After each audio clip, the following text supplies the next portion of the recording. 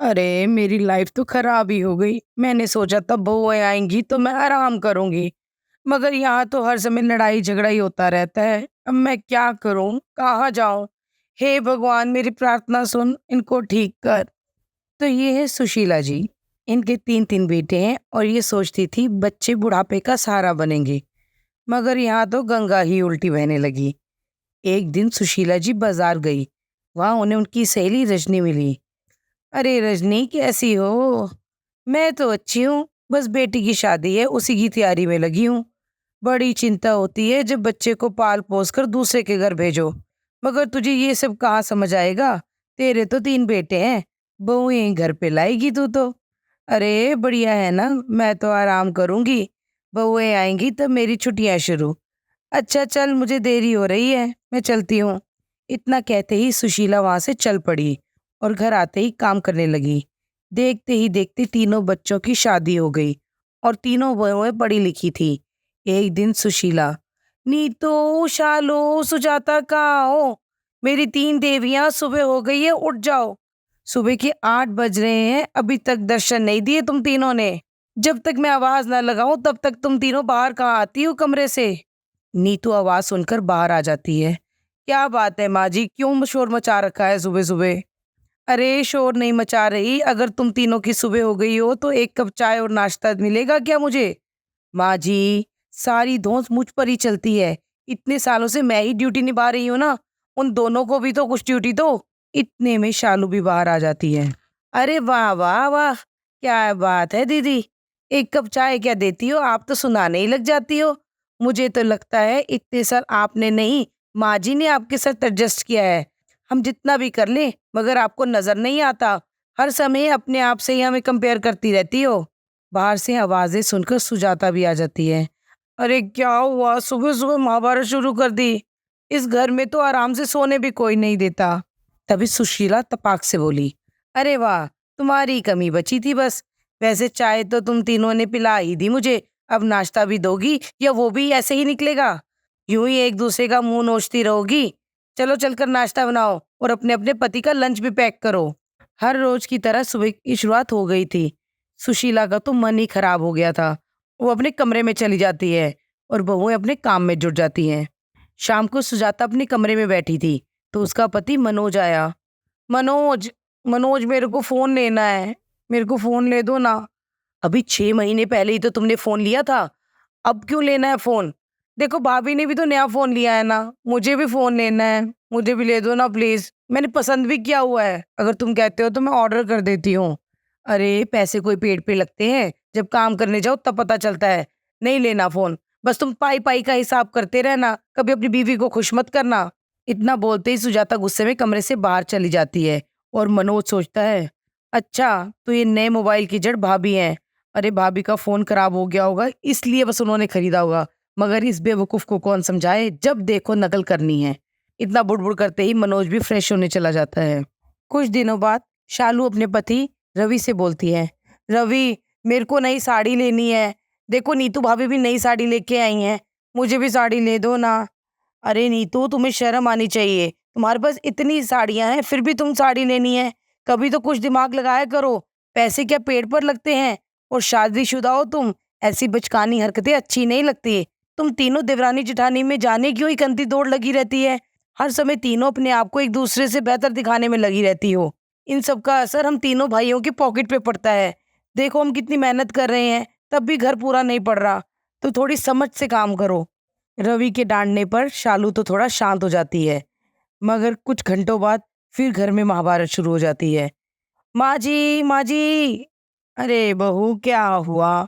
ये देखिए, अब मैं कुछ कहूँगी ना तो आप कहोगे मैंने सुबह-सुबह एक झगड़ा शुरू कर दिया। आप ही बताइए ये क्या बात हुई? अपने कमरे की सफाई करके नीतू भाभी ने सारा कूड़ा मेरे कमरे के आगे डाल दिया। आप ही बताइए ऐसी बात कौन बर्दाश्त करेगा? इतनी देर में नीतू भी आवाज़ सुनकर बाहर आ जाती है।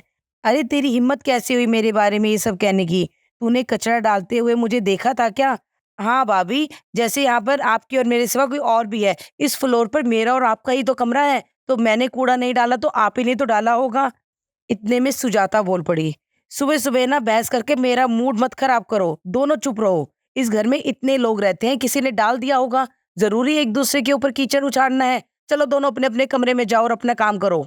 बस सुशीला की बात सुनकर दोनों चुपचाप अपने कमरे में चली गई और अपने काम में जुट गई। इसी तरह से कुछ दिन बीत गए। सुशीला बेचारी अपनी बहन के पास गई और बोली, दीदी मैं बहुत परेशान हूँ। मेरी तीनों बहनें आपस में लड़ती रहती हैं। मेरी लाइफ तो खराब ही हो गई है। मैंने सोचा था बहुएं आएंगी तो मैं आराम करूंगी, मगर यहाँ तो हर समय लड़ाई झगड़ा ही होता रहता है।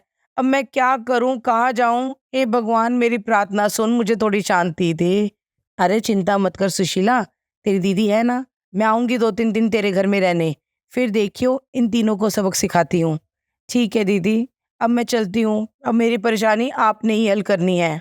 इसी तरह से कुछ दिन बीत जाते हैं। सुशीला की दीदी सुशीला से मिलने उसके घर पर आती है और कहती है, अरे सुशीला क्या बात है, तुझे मेरी याद नहीं आती क्या?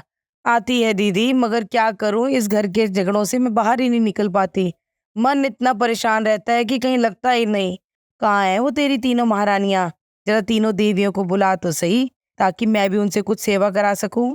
बहुत सेवा करवा ली तूने। अरे दीदी आप तो जानती हैं कौन सी सेवा करवा रही हूँ मैं।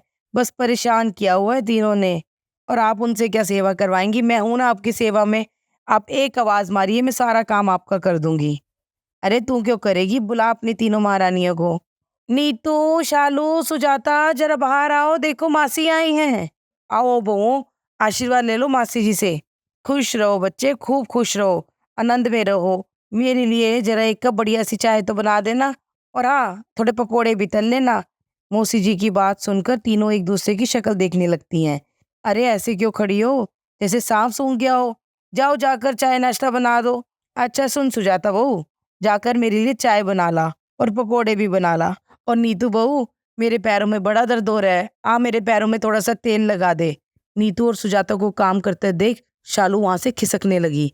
इतने में मासी जी ने आवाज मारी, अरे शालू बहू तू कहाँ जा रही है?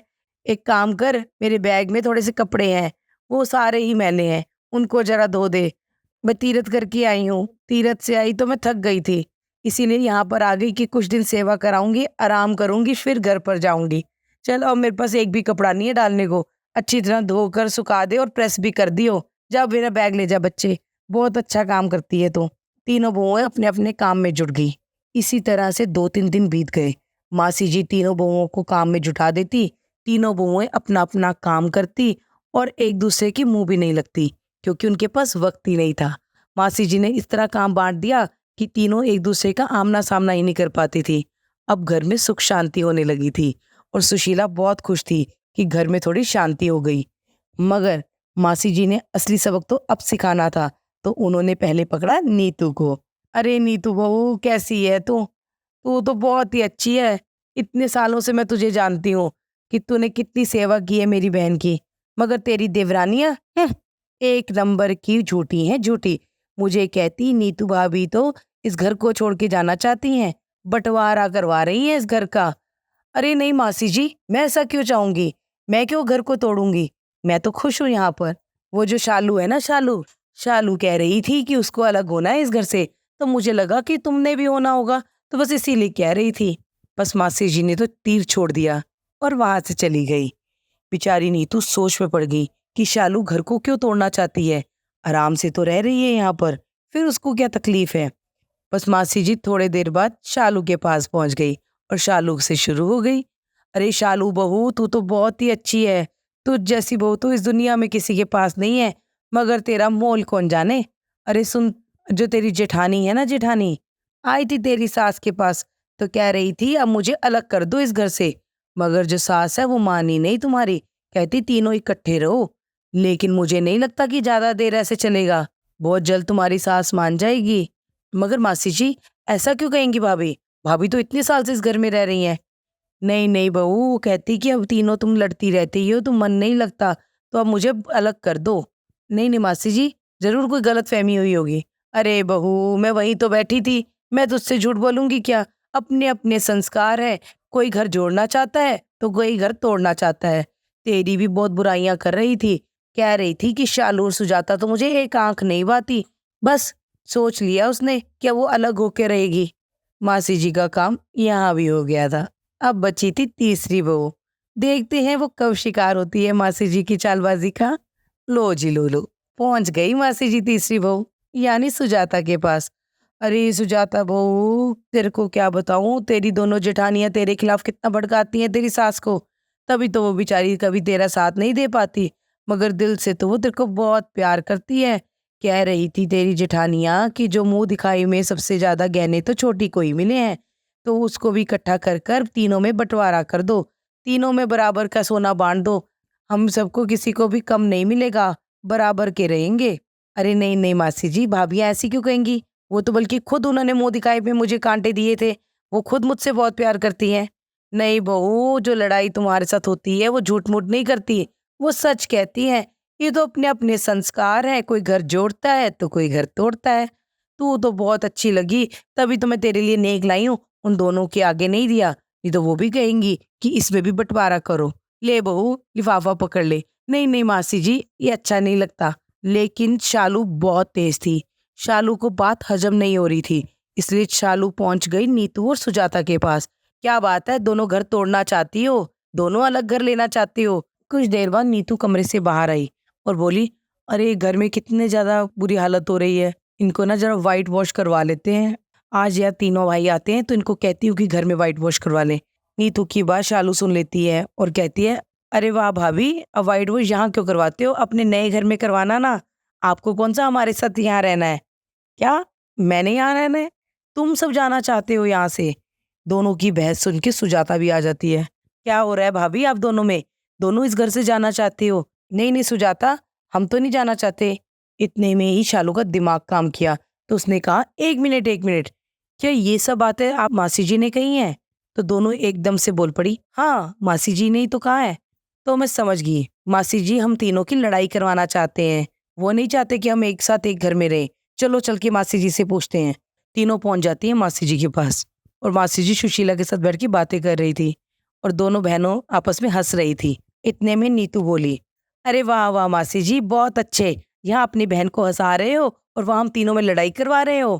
क्या बात है, हम तीनों इकट्ठी अच्छी नहीं लगती क्या आपको? तभी सुशीला बोली, नीतू बहू, कैसी बात करी है तू? ये मेरी बहन है, मेरी बहन को तू ऐसे बोलेगी? नहीं नहीं, मैं तो सच्ची बोल रही हूँ माँ जी, हम तीनों को झूठ बोल कर आई हैं और हम तीनों को लड़वा रही हैं कि हम इकट्ठा नहीं रहना चाहते, ना एक दूसरे का मुंह देखना चाहते हैं। ज्यादा मत बोल नीतू बहू, मैं सब जानती हूँ कि क्या चल रहा है इस घर में। नहीं नहीं सुशीला, नीतू बहू सही कह रही है, मैं ही इनको अलग करवाना चाहती हूँ। क्यों, जब तुम तीनों लड़ती रहती हो तो तुम्हें इकट्ठे रहने का क्या हक है? अलग अलग रहो, घर में भी सुख शांति रहेगी, मेरी बहन भी परेशान नहीं होगी। तुम जब लड़ाई करनी है तो तुम अपना जाओ ना, एक दूसरे का मुंह तो तुम देखना नहीं चाहती। नहीं मासी जी, ऐसी कोई बात नहीं है, हम तीनों बहनें हैं, बहनों की तरह रहते हैं। बहनें ऐसी रहती हैं क्या? क्या कभी बहनों में आपस में लड़ाई करते हुए देखा है? जब अपने माँ बाप के घर पर थी क्या अपनी बहन से इसी तरह से लड़ती थी? एक आंख नहीं बाती तुम तीनों एक दूसरे को। नहीं नहीं माँ जी, हमें माफ कर दीजिए, आज के बाद हम नहीं लड़ेंगे, हम तीनों एक दूसरे के बिना नहीं रह सकते। देखा सुशीला, इस तरह से सीखती। कुछ दिन पहले सुशीला आई थी मेरे पास, बताया था तुम तीनों किस तरह से लड़ाइयाँ करते हो, बस इसीलिए मैं आ गई। अब आगे से लड़ाई मत करना, मेरी बहन को परेशान मत करो, अपनी जिम्मेदारी समझो, अपने घर को संभालो, तभी सुख शांति से रह पाओगे। शादी के बाद ससुराल ही तुम्हारा अपना घर है। जैसे पति का काम बीवी बच्चों की देखरेख करना है, वैसे ही पत्नी का काम पति और बच्चों की देखरेख करना है।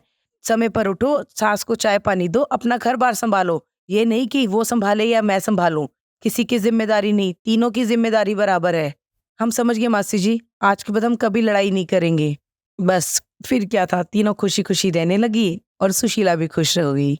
इसी तरह से घर परिवार में सुख शांति आप भी बनाए रखें, ताकि जो बुजुर्ग लोग हैं वो खुश होकर रहे। लड़ाई झगड़ा कभी भी घर में बरकत नहीं डालता। बरकत के लिए सुख शांति होना जरूरी है। उम्मीद करती हूँ आपको मेरी कहानी अच्छी लगी होगी। मिलती हूँ आपसे नई कहानियों के साथ, तब तक के लिए take care, bye, stay safe and stay healthy.